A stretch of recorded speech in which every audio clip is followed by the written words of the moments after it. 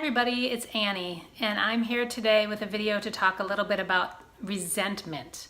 So I didn't think I had any resentments for a long time, but then I realized how I can tell if I have a resentment is whether when I see someone, do I feel kind of icky or tense or like, ooh, I don't really want to see them. Then I realized, oh, I have a resentment toward that person. So there's some kind of anger or something that's in me.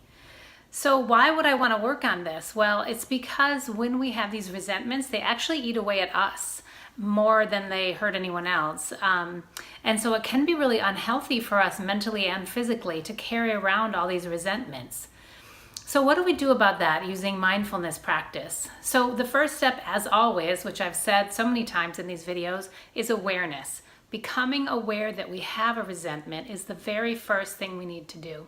So notice if someone's with you, if you see someone, do you feel that tension, that kind of like, oh, feeling? And if so, maybe you have a resentment there and something to look at. So how do you look at it? We have to take a little bit of time and bring mindfulness to the part of you that's having that reaction. So really getting to know that part that's having that kind of reaction. Like why? Why is it having that reaction? Is there something that it's worried will happen if you're with this person? Something it's wanting to happen that won't happen? So really getting a sense, so sitting with that part that's feeling icky about the other person and finding out what's it wanting for you or not wanting for you. And really listen. So really deep listening to that part of you that's having this reaction. And then once you know what's going on with that, you can consider having a conversation about it with this person. And sometimes you might need a conversation and sometimes you might not. And if you do need a conversation, check out my video on how to have these kind of conversations with someone we're not feeling great about, someone that's annoying us in the moment. So I'll link to that video below, but that's a helpful video to think about how do you have that conversation.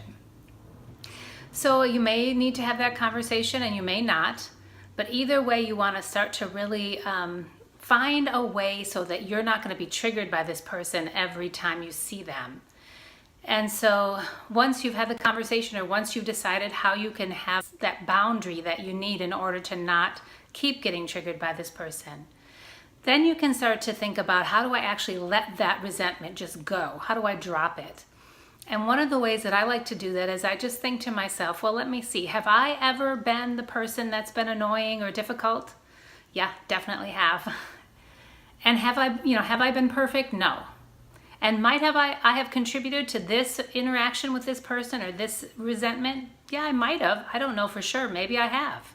So once I see that, then I can get a little bit more humble and be like, yeah, let me let that go. And it's better for me to let it go for myself too, like knowing I don't want to carry this on my back forever. I don't want to have that kind of tension or stress. So I can start to then let it go for my own well-being.